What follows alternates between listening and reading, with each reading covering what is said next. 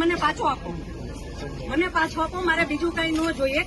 આજ પછી કોઈ દિવસ કોઈ વોટ જ નહીં કરતા. જો આપણી ગવર્મેન્ટને પોતાની સુવિધા રાખવી છે, તમારા પાછળ કેટલા વીઆઈપી હોય છે, કેટલી ગાડીઓ હોય છે, તમારો જીવ જીવ છે. આ ટેક્સ પે કરે છે એનો જીવ જીવ નથી. આ છોકરાઓનું શું, આનું ભવિષ્ય શું? આને ડોક્ટર બનાવી છે, આને એન્જિનિયર બનાવો છો, હું કઈ રીતે બનાવીશ? નહીં, મને ન્યાય જોઈએ. મારા છોકરાનું ફ્યુચર ખરાબ ન થવું જોઈએ. આટલા વર્ષની સર્વિસમાં એને ટેક્સ તમે કટ કરીને તમે સેલરી આપો છો ને, અને ઉપર જતા અમે કઈ પણ વસ્તુ ખરીદીએ છીએ, ક્યાંય જઈએ છીએ, ટોલ ટેક્સ, બધા ટેક્સ તમે અમારી પાસેથી લ્યો છો. તો મારા ઘરવાળાને જયારે જરૂર હતી ત્યારે કોઈ ફેસિલિટી નથી મળી. મને એનો ન્યાય જોઈએ. તમે લોકો અહીંયા જ રહ્યો, તમે કહો મને કે તમે શું કરશો એના માટે. આ એક નહીં, આના જેવા જેટલા ભાઈઓ બધા નિર્દોષ હતા, બધાને આવડા છોકરા હતા. જયારે મોટા મોટા નેતા આવે, કોઈ વીઆઈપી માટે પાછળ કેટલી ગાડી, ઉપર હેલિકોપ્ટર શેનાથી હાલે છે? ટેક્સ પે કરે છે એના ઉપર નથી. વીઆઈપી માટે જે સર્વિસ છે એ આ લોકો માટે કેમ નથી? હું નીચે આર્મી કેમ્પમાં ચિલ્લાઈને કહેતી હતી કે ઉપર કેટલા લોકો જખમી છે, તમે લોકો જલ્દી કંઈક કરો. અમે ઉપરથી પડતા આખડતા નીચે ઉતરતી હજી ઉપર કોઈ ફેસિલિટી ગઈ નહોતી. ઉપર આટલું બધું થઈ ગયું હતું, નીચે આર્મીને ખબર કેમ ન પડી કે ઉપર આ થઈ ગયું છે? આતંકવાદી અમારી સામે આવીને ગોળી મારી જાય છે. હિન્દુ મુસલમાનને અલગ કરીને હિન્દુના બધા ભાઈઓને ગોળી મારી છે. તો આપણી આર્મી કરે છે શું? લાખોની સંખ્યામાં આર્મી હતી ત્યાં. અને જે ટુરિસ્ટ પ્લેસ છે ત્યાં કોઈ આર્મી મેન નહીં, કોઈ પોલીસમેન નહીં, કે કોઈ ફર્સ્ટ એડ કિટ નહીં, કાંઈ જ સુવિધા નહીં. એમાંથી એક આર્મી મેન એવું કહે છે કે તમે લોકો ઉપર ફરવા શું કામ જાઓ છો? હવે તમે મને એ વાતનો જવાબ દો. જો આ રીતનું હતું તો તમે અમને જવા શું કામ દો છો? નહીં, હવે મારા ઘરનો સ્તંભ વયો ગયો છે. હવે તમે મને પાછો આપો, મને પાછો આપો. મારે બીજું કાંઈ ન જોઈએ. આજ પછી કોઈ દિવસ કોઈ વોટ જ નહીં કરતા. જો આપણી ગવર્મેન્ટને પોતાની જ સુવિધા રાખવી છે, તમારા પાછળ કેટલા વીઆઈપી હોય છે, કેટલી ગાડીઓ હોય છે, તમારો જીવ જીવ છે. આ ટેક્સ પે કરે છે એનો જીવ જીવ નથી. આ છોકરાઓનું શું, આનું ભવિષ્ય શું? આને ડોક્ટર બનાવી છે, આને એન્જિનિયર બનાવો છો, હું કઈ રીતે બનાવીશ?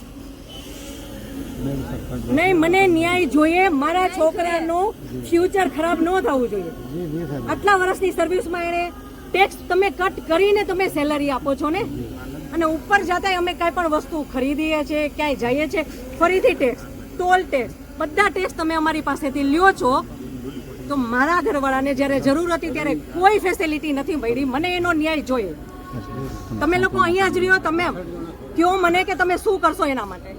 આ એક નહીં, આના જેવા જેટલા ભાઈઓ બધા નિર્દોષ હતા, બધાને આવડા છોકરા હતા. નહીં, સરકાર ખાલી કહે છે કે અમે કરશું. આ બધું બની ગયું. આ બધાને હોસ્પિટલ ખબર નહીં શું ફેસિલિટી મળી ન મળી. બીજે દિવસે આટલો કરફ્યુ, આટલી રોડ બંધ, રોડ ઉપર 100-200 જ્યાં જોઈને ઢગલા. નહીં સર, નહીં, સાંભળો, તમારે સાંભળવું પડશે. જ્યારે બધું પતી જાય પછી આપણી ગવર્મેન્ટ આવીને ફોટા પાડે છે કે અમે આર્મી ઓફિસર અહીંયા હતા, પોલીસ અહીંયા હતા, નેતા આવ્યા છે. પછી શું કામનું? અને આર્મી ઓફિસર એવું કેમ બોલી શકે કે તમે લોકો ઉપર જાઓ છો શું કામ ફરવા? અને ત્યાં એક બોલ્યો તો બાકીના બધા સાંભળતા હતા, તો કોઈ કાંઈ ત્યારે કેમ ન બોલ્યું? અમે ત્યારે એમ બોલ્યા કે આર્મી મુર્દાબાદ, કે આર્મી હાય, તો અમને પકડીને કેમ અંદર ફેંકી દે છે? તો પોતાનો ઓફિસર બોલે છે તો કોઈ મોઢામાંથી એમ કેમ ન બોલ્યું કે તમે આવું કેમ બોલો છો? મેનર્સ, બિહેવિયર તો આર્મી મેનમાં હોય એટલું બીજા કોઈનામાં ન હોય. તમે લોકો જે ટ્રેનિંગ આપો છો એમાં આવું શીખવો છો? મને ન્યાય જોઈ. મારા એકના છોકરાઓને, મારા પતિ માટે નહીં, ત્યાં જેટલા લોકોની જાન ગઈ છે એ બધા માટે ન્યાય જોઈ. બધાના છોકરાઓનું ફ્યુચર હોવું જોઈએ.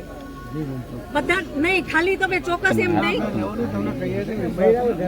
અમને તમારા પર વિશ્વાસ હતો એટલે અમે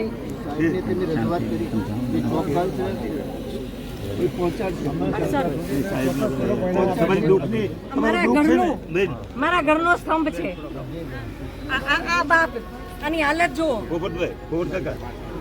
તમને છે મારી વાત સાંભળો સાહેબ, બધું નહીં પડે ન્યા કોઈ ન્યા.